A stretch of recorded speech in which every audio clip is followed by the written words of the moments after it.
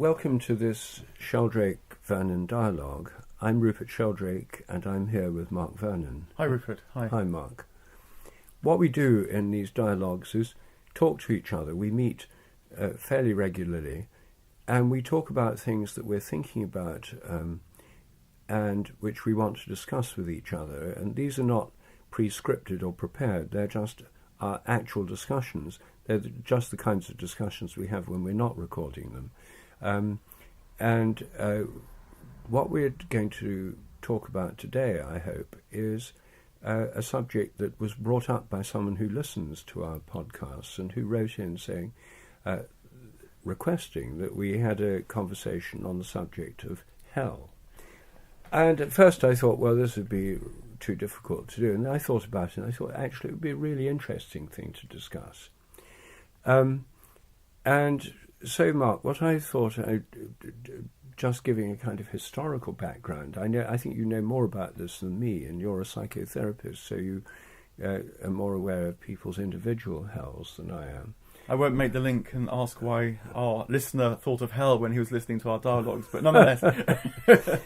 Well, I mean, what's translated as hell in the King James Bible, in the Old Testament, is Sheol, and the Jewish people who used that phrase were thinking in terms of, as far as I can understand, a kind of shadowy underworld, rather like the Greek idea of Hades, a kind of shadowy realm of the dead beneath the earth. Yeah.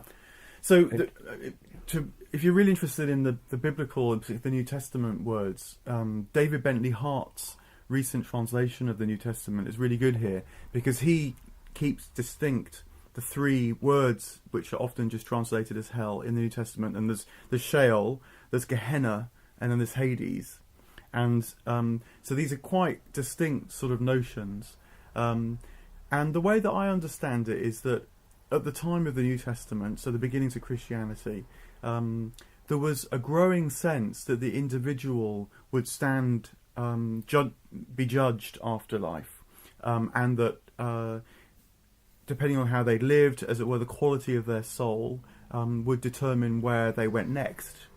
That's putting it a bit crudely. It was a bit more sophisticated. It was more like, I think, how you departed this life shaped what kind of experience you could have in the next life. It was more like that. Were you, as it were, up for heaven, or would that not be sort of possible because of the person that you've become? So it's a bit more nuanced than just the kind of judging God. But the key thing is that before about 0 AD, so maybe if you look back to, say, 500 BCE, even further back, the standard notion had been very different, that essentially when people died, they returned to the ancestors. So in the Old Testament, for example, Abraham is said to have been buried with his ancestors, and many of the kings in the Old Testament too, it said, and they were buried with their ancestors. And this is a very different idea. This is the idea that when you died, your individuality kind of dispersed and returned to the kind of collective group or tribe from whence you came. So it's very important, for example, to be buried on the ancestral ground, because that symbolised how your individual life was returning to the life of the tribe. And again, burial practices start to change. So leading up to the emergence of Christianity, burial practices had started to develop the idea of individual burial. So it's not the tribe and the ancestors that matter, but the individual matters at the point of death, who then stands in judgment. And so either goes, to put it too simplistic, but are they going up or down? And interestingly, you get a similar development in Greek ideas too, a different part of the Mediterranean, but nonetheless this idea that rather than going to Hades and becoming a shade that kind of flitters away and just kind of disperses, you get the idea that people will be judged. So people like Plato and so on start to write about judgment. And a very nice little bit of history that shapes that is Alexander the Great.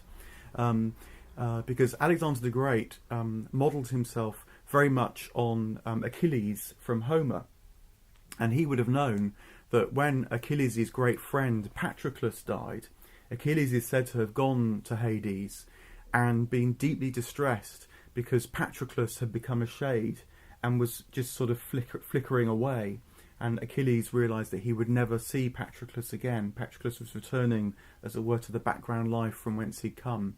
And Alexander, when his great friend Hephaestion was killed, was very distressed about whether he would ever see Hephaestion again.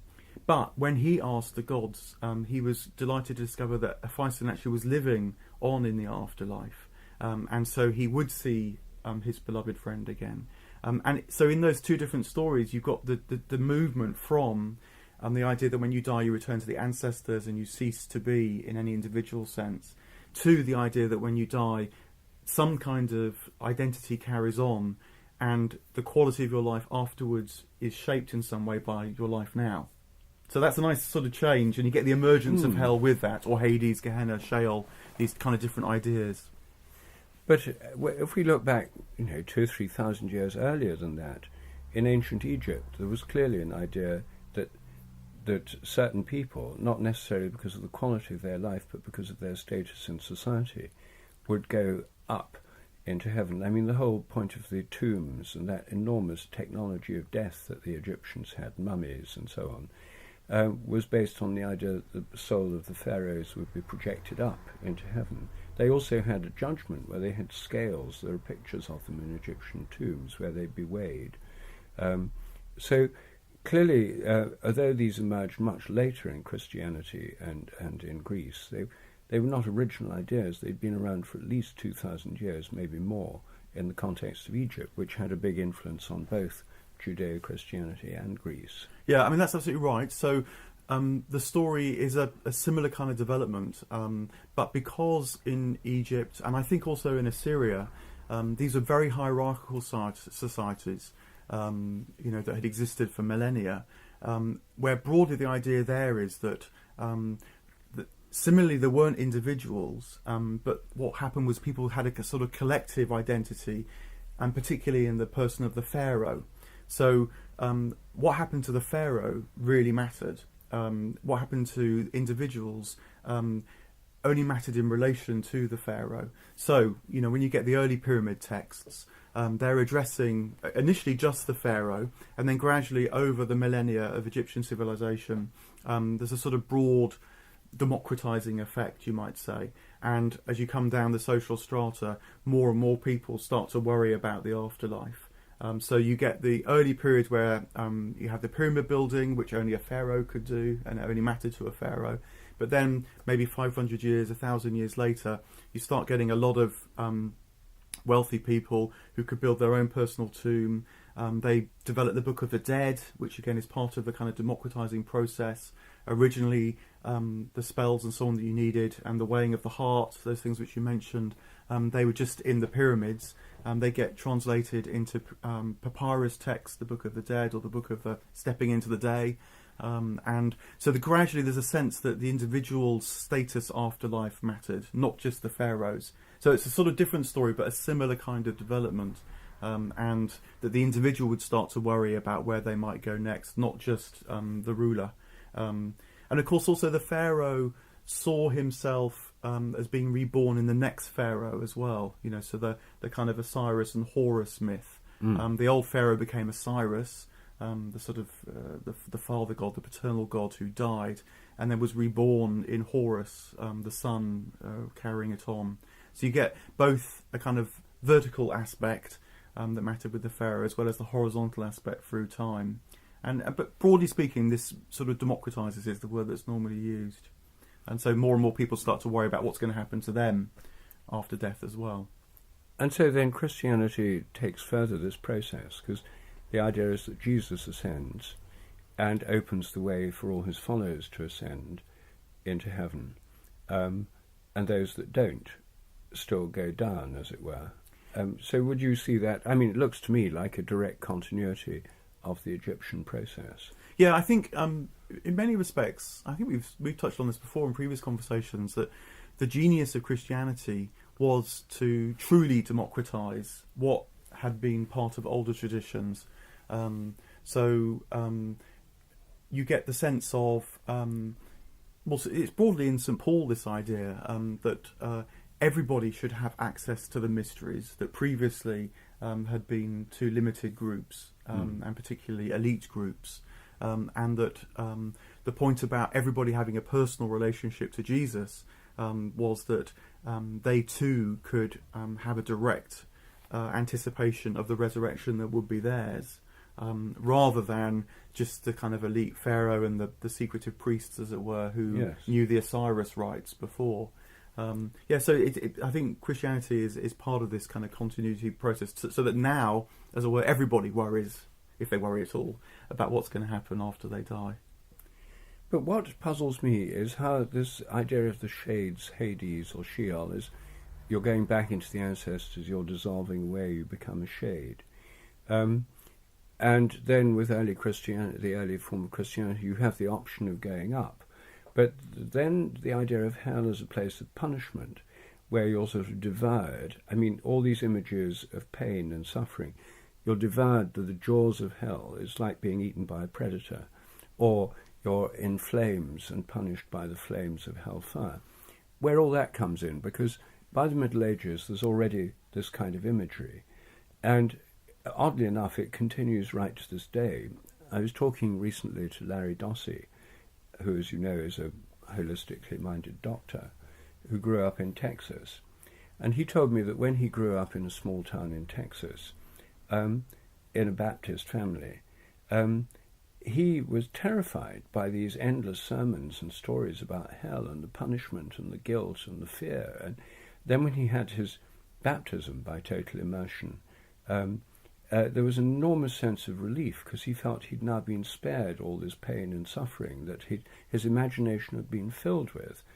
And then, even then, he didn't think it had worked, so he had to get baptized again, because he asked for a second one, because these fears kept coming back.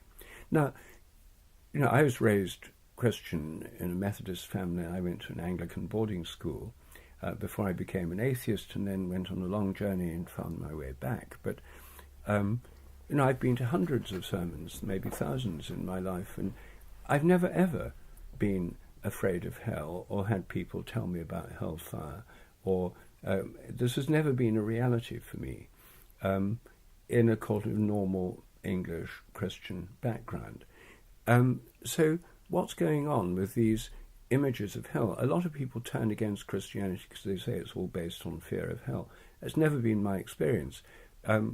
And I've never heard in the Anglican Church anyone talking like this. Now, where did that come in, and why is it confined to certain Christian denominations or sects? Well, I guess it's complicated, but my broad sense would be that in the Catholic Church, in the Roman Catholic Church, so we're talking about the West here, but so in the Roman Catholic Church, there was also this third state of purgatory, and broadly speaking, the idea was that when you died, you had to go through a process of purgation in order to be able to tolerate the kind of the glory of God, the holiness of God. And you know, this is amazingly portrayed in Dante's Divine Comedy, where Dante and Virgil first, and then Beatrice later, travel through hell, through purgatory, and then enter paradise and rise into paradise. And for Dante himself, travelling, it's a process of purgation and clarification. And you know, he can't tolerate paradise at first; it's too bright. So you in the Roman tradition, you have this idea of purgatory. What happened at the Reformation, which is when the Protestant tradition comes into being, and where, you know, hellfire in Texas, I guess, was preached in a Protestant church, is that purgatory was rejected by the Protestants because it had become very entwined with what they saw as corruption in the Catholic Church, which was essentially paying lots of money to have masses said to get you out of purgatory. And this is what Luther objected to in the 95 Theses. So you get purgatory drops away, but that then leaves the individual facing a kind of one-off judgment at the point of death, where they either go up to heaven or they go down to hell. And so hell, the product of this is that hellfire comes back with a vengeance at the time of the Reformation, because the Protestant imagination has found it very hard to conceive of what might happen after death apart from a sort of moment of judgment, a final act. And so people go around terrified as to whether they're killed or they're going to burn or not. Now, what happens in the Anglican Church is somewhere in the middle. that the Anglican Church didn't have a full-on Protestant Reformation in the way that other Protestant churches did. You know, Anglicanism technically is Reformed Catholicism rather than Protestant or Reformed Protestant. So I think that's why in the Anglican Church you don't get a sort of full-on sense of hell. I mean, I was brought up in Anglican. I can remember worrying a little bit about reading verses like all sins can be forgiven except the sin against the Holy Spirit, which I think is in the Synoptic Gospels, and hoping that I hadn't kind of committed the sin against the Holy Spirit. I wasn't quite sure what it was. So I suppose I never had a hellfire and sort of damnation sermon, but there were sort of echoes of it around and about, and I sort of, you know, said my prayers, kept my fingers crossed, and hoped that it would sort of be all right. So Anglicanism doesn't quite have the full-on Protestantism, but nonetheless doesn't really have purgatory either. Although, of course, you know, people increasingly, I think, in the Anglican Church do pray for the dead again. That's sort of coming back in again as possible. You know, people will have requiem masses in an Anglican Church, you know, when it's standard in a Catholic Church at a funeral to have a requiem. So, you know, maybe you're caught your experience is somewhere in the middle between these two. Yes. You know, mainstream versions of Christianity. I mean, maybe just to add one final detail is that I believe that the official Roman Catholic doctrine now is that hell is empty. That although there is a place called hell, as it were, God's love wins out eventually. So you mean you're either in heaven or purgatory? But yeah. So hell is a sort of a place, but it's actually empty. And there's a similar debate going on in American Protestantism. So this very important evangelical figure, Rob Bell, who had a mega church in the US, and then he fell out with a lot of other evangelicals because he wrote this book called Love Wins, and it sort of does what it says on the tin, that his idea was that love eventually wins, no one ends up in hell. But it created huge ructions amongst American evangelicals, and he was ostracized, and you know, he was very much vilified for that view. I see. Well, of course, the idea of purgatory makes sense to me as an intermediate stage. It's a bit like the Tibetan idea of the bardo, that the light, I mean, in the Tibetan Book of the Dead, when you die, you have this chance of going into the light. But for most people, the light is terrifying because they're afraid of being annihilated or totally dazzled by it. So they turn away from the light, and they have a lesser light and turn away from that until, after turning away from a lot of lights and going through an intermediate zone, they're born again and reborn in a physical body as a person, or an animal maybe. But so the idea that when we die we're not ready to go into a kind of state of like ultimate mystical state of blissful union, it is totally plausible to me, and that there might be an intermediate zone. I personally find that the most plausible theory, and I think of purgatory is a kind of dreamlike state, that when we die it's like being in a dream world from which we can't wake up, but we can go on beyond it to a state of like mystical union. But that also, the dream model also raises the possibility we might be trapped in a nightmare, and a nightmare might be the image of hell, and indeed these medieval portrayals of hell, or the imaginations of Baptist preachers in Texas, might be based on nightmares. And if one thinks about what form nightmares have, and you know more than me, or listen to people's dreams, and I don't, but it seems to me some of the basic types would be being chased by monsters, that's for devouring predators. That's what my own children had as nightmares mainly. They were being chased by monsters or giants that gobble up children. Fairy tales are full of these predatory figures like Little Red Riding Hood and the wolf. That's one form of nightmare, which I presume goes back in the collective unconscious to the fact that humans were victims of predators, and that, you know, our ancestors and most animals have been victims of predators over the millennia, and I mean millions of years. The second is the burning, I mean being trapped in a fire, something made real through burning people at the stake as a punishment, but being trapped in a fire. Another is being imprisoned somewhere you can't get out, sort of smothered and imprisoned. And again, this would happen if you're buried in rubble, or perhaps even a memory of being in the womb before you were born. You're being constricted, and it's deeply uncomfortable, and you're in the mother's contractions. You're trapped in the space you want to get out from, but can't, at least straight away. And I don't know if there's other ingredients of nightmares. Would you say those are some of the main ones? Yeah, well, the sort of schema that came to my mind when you were talking about that was the Buddhist one, the wheel of samsara again, which is the idea that traditionally it's told us when you die, you go to either sort of heavenly states or hellish states.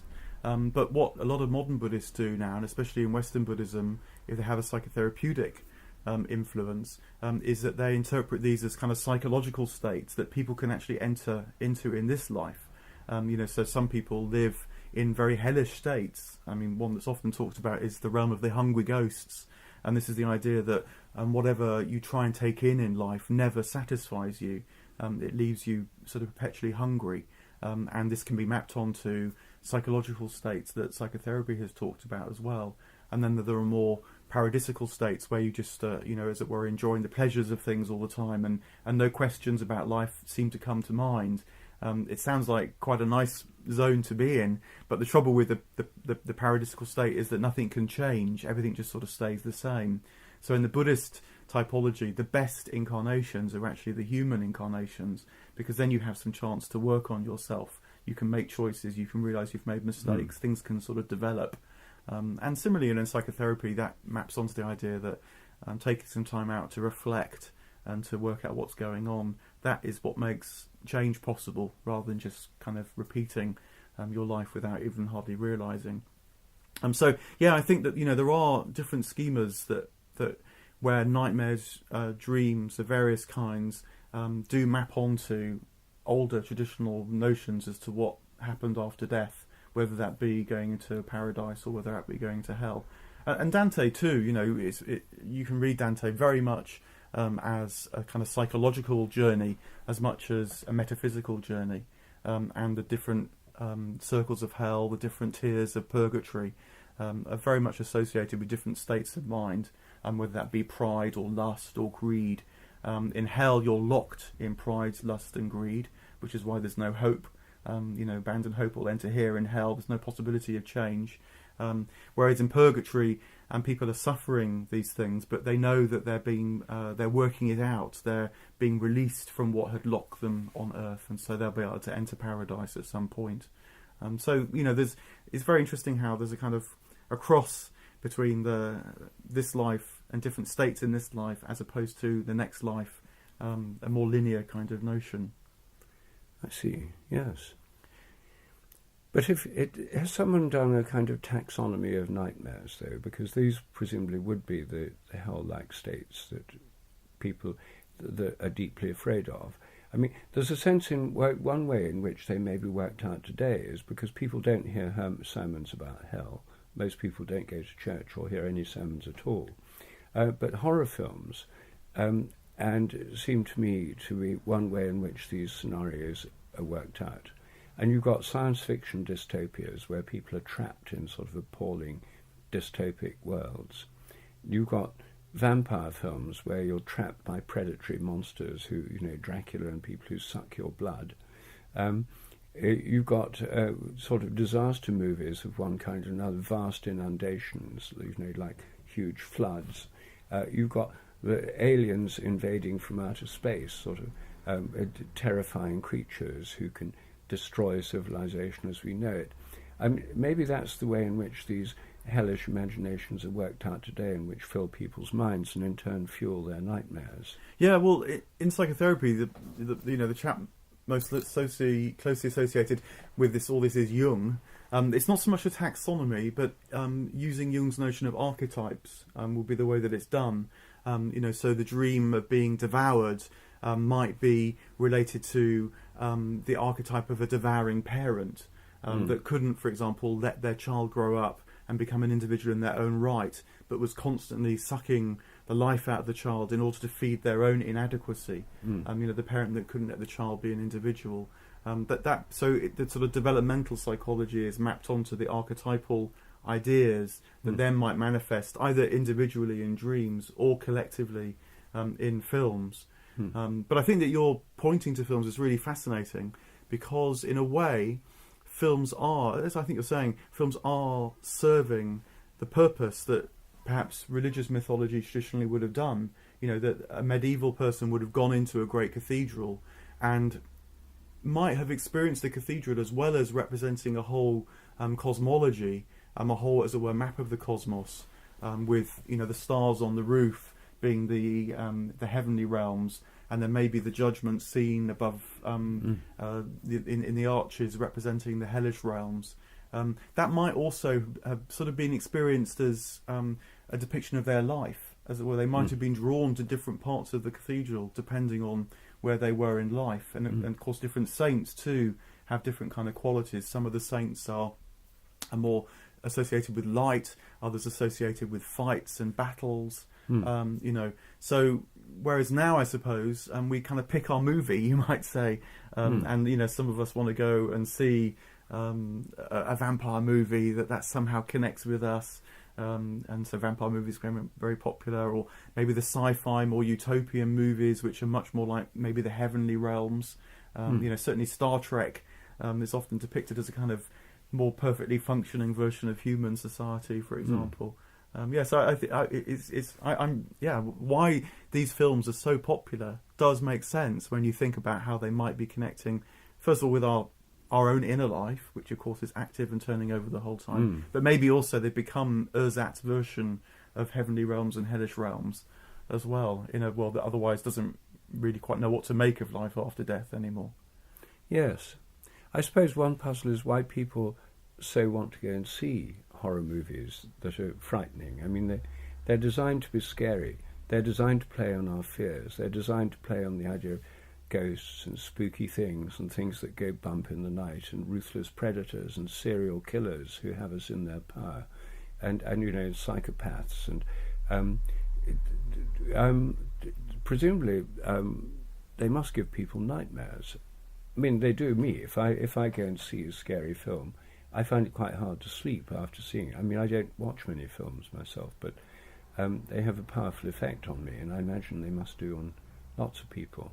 Yeah, well, if my friend Jules Evans, who you know Jules as well, if he was here, he would say that human beings need states of ecstasy, because to be human is to always want more, and to be human and feel you're trapped in a merely human world is kind of intolerable. That's part of what it is to be human. You know, my pussycats don't mind that they're just trapped in a pussycat world. That's absolutely fine for them. But part of what it is to be human is to want more, to be able to imagine more, want to connect with more. And so he argues that in his book about ecstasy, that in a culture which doesn't really have much of religious ecstasy anymore, other forms of ecstasy emerge, and the film industry is a kind of entertainment, and ecstasy entertainment is one of them. And the point about going to see a horror movie, if you like horror movies, is that it genuinely frightens you, but you also know it's kind of safe fear, because the movie's going to come to an end. You know, you're kind of held in the womb, if you like, of the cinema, and so you can undergo this kind of ecstatic experience of feeling terrified, feeling out of your mind, out of your skin, you know, but then you can sort of return to reality, and there's something cathartic about that, as it were, a whole swathe of your kind of human emotions, where you're aware of forces and things that might happen to you which are kind of beyond your control. You're able to experience that vicariously, so you have the ecstatic experience, but without having to be actually, you know, have your blood sucked by a vampire, as it were. Yes. Yeah, so they're kind of ersatz heavens and hells. And they come to an end. Yeah. But, I mean, Purgatory comes to an end because it may take a long time, but you go through it. Whereas these images of eternal hell, I suppose in that sense they do inherit from Sheol and Hades the idea that they don't come to an end, because you go down into the realm of shades and you don't come out of it again. Yeah, well, see, Dante is very interesting about this. So in Dante's hell, the root problem that people have is not actually the sins they've committed, but is that they can't focus on the present. They're either obsessed with what happened to them in life in the past, or they're terrified of about what's going to happen to them in the future, and that actually traps them in the present. And there's a hugely profound truth there, that if you can't, as it were, take the next step that's right in front of you, you can't take any steps at all. And so the hellish state, in a way, the most profound sense in Dante, is the people that are either stuck in the past or obsessed with the future, and they can't change. Whereas people in purgatory know that they've got to take sort of responsibility for their sins, and that actually is the beginning of their healing, because then they can take the next step that gradually will release them from what's otherwise trapping them. So again, there's a kind of it's really interesting. Hell is not, ultimately, hell in Dante is not where God has sent them. God actually hardly appears in the Divine Comedy. It's not till right at the end that you have a sort of mystical vision of God. What it becomes clear, what's revealed to Dante, is that people, as it were, are in their... Nowadays, you say people are in their own hells, and they don't know that they can't find a way out. That's really what he discovers when he goes to hell. Very, very interesting. So, I mean, the equivalent maybe in psychotherapy would be depression, where people are... Is that more about being trapped in the past? And anxiety would be by being afraid of the future. I mean, would those be the kind of psychological states? Yes, certainly. I mean, one of the huge breakthroughs that comes in therapy is when people can realise that, as it were, they can take a little step now, and it's not going to solve their problems immediately, which is to be too fixated on the future, but they're also not just condemned to repeat the past, which is Freud called it the repetitive compulsion. That's not quite the right expression, but something like that. The idea that you're trapped with just repeating things. You begin to realise that there is a present, and you can occupy the present just enough to be able to start to make a difference. Yeah. So there's a way out of hell, even for those who feel trapped in it. Yeah. I suppose hell, strictly speaking, is the zone that you're in when you feel there isn't a way out. Oh, when yes. you start to feel that there is a way out, you've moved into purgatory, and then you're on your way to paradise. Well, maybe that's the sin against the Holy Spirit, because the sin against the Holy Spirit is to deny that there is a Holy Spirit. Thank you for that. I've just taken a little step in the right direction, having worried about that. No, but that does make sense. That absolutely makes sense. In a way, it's a version of abandon hope or who enter here. And if you're in a state where you feel there's no help, that's a kind of hellish state. If you think there's no help, there's no spirit, there's nothing that can help you, yeah, then you are, as it were, sinning against the Spirit, which can always give you hope if you can trust in it. Yes, no, that really makes sense. And things like pride and so on can really lock you in to that state where you can't accept other people's help. So it is a very real state. In this life, regardless of the next, I think. Well, thank you, Mark. Cheers for that. I think I understand more what's going on than I did at the beginning of our conversation. I'm very grateful. Great. Well, thank you too. Thank you for the person who suggested it. And yes. Do suggest more. Yes. It's great.